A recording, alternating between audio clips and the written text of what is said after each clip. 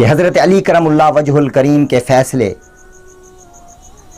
صفحہ نمبر 130 پر یہ واقعہ تحریر ہے کہ جب حضور علیہ الصلوۃ والسلام نے ہجرت فرمائی اور حضرت مولا علی کرم اللہ وجہ الکریم کو اپنے بستر پر سلایا اور فرمایا کہ صبح امانتیں لوگوں کی دے کر مدینے چلے آنا، تو آپ سرکار کے بستر پر آرام فرما ہو گئے۔ صبح جب ہوئی تو لوگوں کی امانتیں ان تک پہنچائیں، تو ایک شخص عمیر تھا اس کا نام، وہ آپ کی خدمت میں حاضر ہوا۔ اسے حنظلہ بن ابو سفیان نے بھڑکایا، تو وہ آ کر کہنے لگا کہ اے علی، میں نے آپ کے آقا کے پاس، میں نے نبی کریم صلی اللہ علیہ وآلہ وسلم کے پاس 80 مسکال سونا چھوڑا تھا، امانت رکھی تھی، میری امانت مجھے واپس دیجیے۔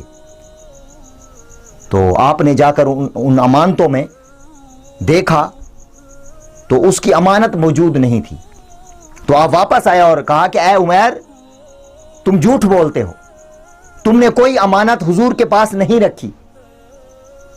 وہ ضد پر اڑا رہا، وہ کہنے لگا کہ نہیں، میں نے آقا کے پاس امانت رکھی تھی، معززین قریش اس چیز کے گواہ ہیں۔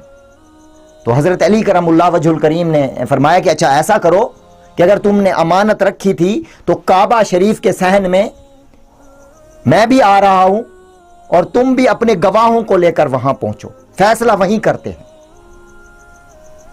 تو حضرت علی کرم اللہ وجہ الکریم یہ فرما کر بیت اللہ شریف کے صحن میں یعنی حرم شریف میں تشریف لے گئے۔ اتنے میں عمیر جو ہے وہ اپنے گواہوں کو لے کر بھی آ گیا، اور حضرت علی کرم اللہ وجہ الکریم نے عمیر کا ہاتھ پکڑا اور ایک سائڈ پر لے گئے اور فرمایا کہ اے عمیر، یہ بتا کہ تم نے اپنی امانت حضور کو کس وقت دی؟ تو وہ کہنے لگا کہ میں نے وہ 80 مسکال سونے والی امانت جو ہے وہ میں نے دوپہر کے وقت نبی کریم صلی اللہ علیہ وسلم کو دی تھی اور انہوں نے وہ گھر بھجوا دی تھی۔ آپ نے اس کو سائڈ پہ کیا اور پھر ابو جہل کو بلایا کہ بتاؤ بھائی، آپ گواہی دینا چاہتے ہو؟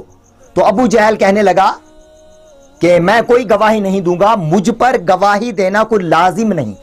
یہ کہہ کر ابو جہل وہاں سے چلا گیا۔ تو پھر عمیر نے ابو سفیان کو آگے کیا، تو آپ اس کو علیحدہ لے گئے اور پوچھا کہ اے ابو سفیان بتاؤ، عمیر نے امانت کس وقت دی تھی؟ تو وہ کہنے لگا کہ اس نے وہ امانت شام کے وقت حضور کو دی تھی، اور حضور صلی اللہ علیہ وسلم نے وہ امانت اپنے غلام کے حوالے کر دی تھی۔ اس کو سائڈ پہ کیا، پھر اور گواہ کو بلایا جس کا نام اکرما تھا۔ اس کو سائڈ پر لے جا کر پوچھا کہ ہاں بھائی، آپ بتاؤ کہ اس عمیر نے اپنی امانت حضور کو کس وقت دی تھی؟ تو وہ کہنے لگا کہ انہوں نے یہ امانت جو تھی نا وہ عین دوپہر کے وقت دی تھی۔ اس کو سائڈ پہ کیا، پھر ایک اور گواہ کو بلایا جس کا نام عقبہ تھا۔ وہ کہنے لگا کہ حضور کو اس نے امانت صبح کے وقت دی تھی۔ جب تمام گواہوں کے بیانات سن لیا آپ نے، تو اب یہ عمیر بھی دیکھ رہا تھا، تو اس کو بڑی شرمندگی ہوئی، اس کے چہرے کا رنگ فک ہو گیا۔ حضرت علی کرم اللہ وجہ الکریم نے فرمایا کہ اے عمیر، تیرے چہرے کا رنگ کیوں فک ہو گیا؟ میں نے تو تمہارے گواہوں سے گواہی لی نا، تیرے چہرے کا رنگ کیوں بدل گیا؟ کیونکہ اس کو تو پتہ چل چکا تھا کہ میں ہوں بھی جھوٹا اور میرا جھوٹ بھی ثابت ہو گیا، کیونکہ جو وقت میں نے بتایا اس نے اور وقت بتایا، اکرما نے اور وقت بتایا، عقبہ نے اور وقت بتایا، تو اس سے ظاہر تو صاف ہوتا ہے کہ میں نے کوئی امانت سرکار کو نہیں دی تھی۔ وہ کہنے لگا کہ مجھے معاف کر دیجئے اے علی، میں نے حضور کے پاس کوئی امانت نہیں رکھی تھی، میں حرم کعبہ کی قسم کھاتا ہوں، اور مجھے اس بات پر حنظلہ بن ابو سفیان نے بھڑکایا تھا اور مجھے انعام کی لالچ دی تھی کہ تم اس طرح امانت طلب کرو۔ اس واقعے کے بعد وہ عمیر جو تھے نا وہ کلمہ پڑھ کر مسلمان ہو گئے رضی اللہ تعالیٰ عنہ۔ تو دیکھیں کہ حضرت علی کرم اللہ وجہ الکریم کے فیصلے کرنے کا انداز کہ کس طرح گواہوں کو علیحدہ علیحدہ لے جا کر پوچھا گیا۔ اسی فیصلے کو سامنے رکھتے ہوئے آج کل عدالتوں میں بھی فیصلے ہوتے ہیں۔